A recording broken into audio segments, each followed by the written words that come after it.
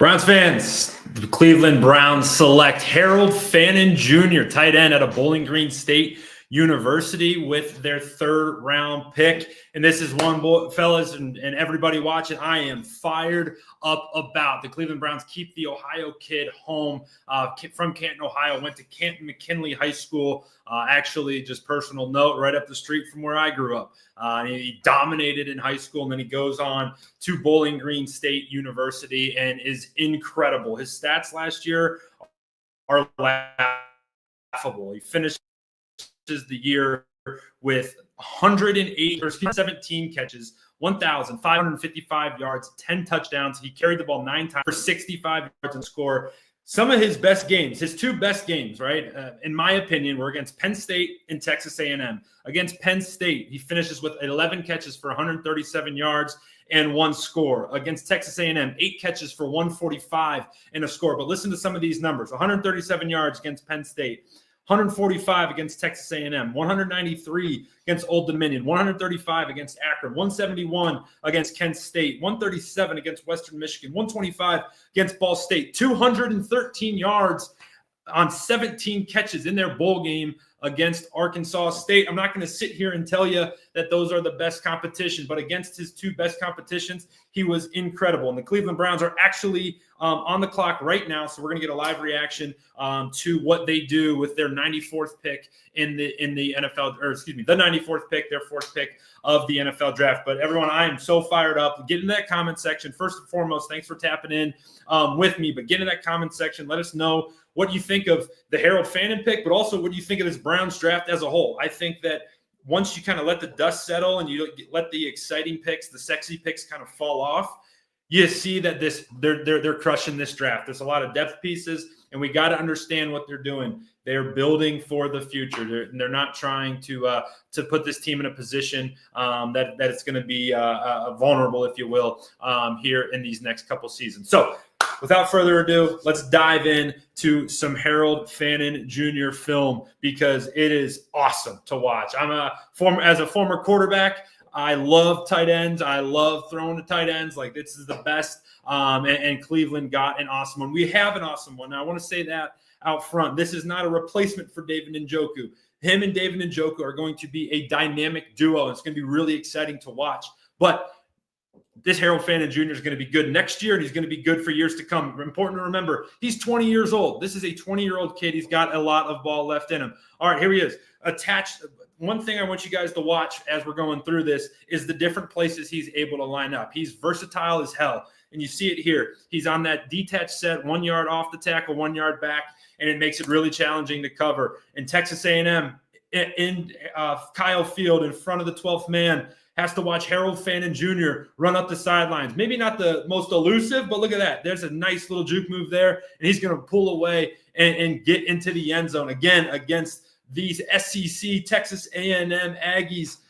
Some little action right there in your face right here. Here we go, right down the sidelines. One juke. Here we go, another one.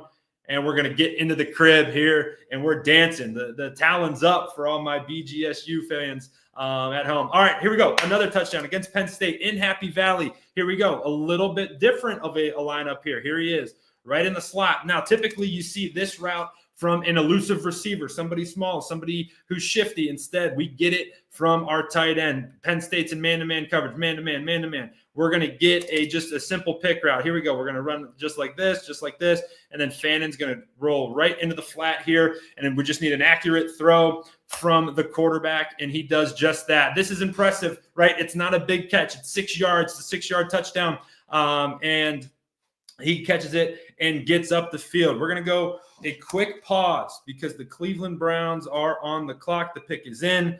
They are dancing. We'll get one more play in here before that pick is announced, because this one is awesome. Again, against Penn State. Here we go. Harold Fannin right here. This one fires me up because this screams Kevin Stefanski. This is something Kevin Stefanski would do. Imagine this set. All right, it's Harold Fannin. It's David Njoku. It's Jerry Jeudy. It's Elijah Moore. It's whoever you want. We're going to send him in motion right here just like this, and then we're going to do a spray release from number 0 here. This is athletic as heck. Watch this. He's going to go spray release and then break off a slant inside, and then look out. Watch this play here by Harold Fannin Jr. Here he goes. Right here. He's going to push leverage, get inside, bang, foot in the ground. Now let's go. There ain't nothing left. He's got to make one man miss.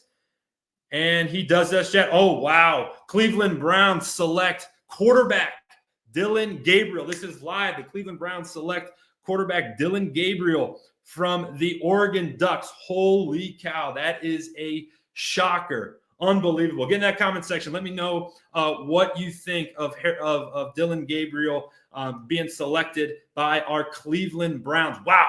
There you go. They're taking the Oregon Duck, the lefty, out of Oregon, a stud. Been kind of all around all college football. Initial thoughts, I like the pick. Partially because I'm also a 5'11 quarterback, Dillon Gabriel, a 5'11 quarterback as well. But I think what this signals is that the Browns are going to get a guy who maybe can get some reps, maybe not. Maybe that's a long-term piece. Maybe it isn't, but there's no risk and you're not tied to him in the future. I know if you're in this, you probably watched Ohio State play Oregon in the Rose Bowl. Obviously didn't go his way that day, but Dillon Gabriel's shown the ability to throw it all over the field and make big plays at all times. I like the pick. We'll get into it a little bit later tonight here on the Cleveland Browns on SI. So on this video right here, we're talking Harold Fannin, right? Let's get back to it. All right, here we go. All right, this is that same back view. All right, here we go. This is Harold Fannin right here. Watch the motion come across. We're going to move these linebackers. You're going to get some movement. And then this is Harold Fannin versus a safety, a bigger body or a little body guy. And this is an awesome view. Watch this. Here we go.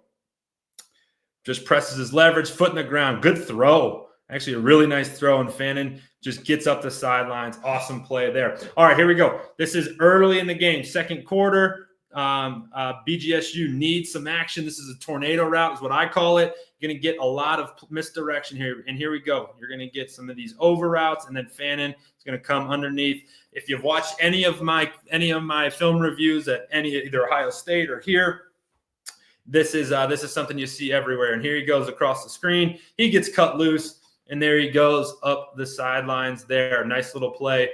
Just shows his versatility. He's not just this big play guy. He can get down the field and do it. All right, here we go. Now in the slot here, again, another new lineup here. He's detached, but he's on the line of scrimmage, and this is sick. He's going to run a seam right up the middle, and they get the perfect coverage for this. You're going to get a cover 6 look, all right? When in cover 6, you're going to get a squat corner here. You're going to get this safety off the hash. You're going to get quarters.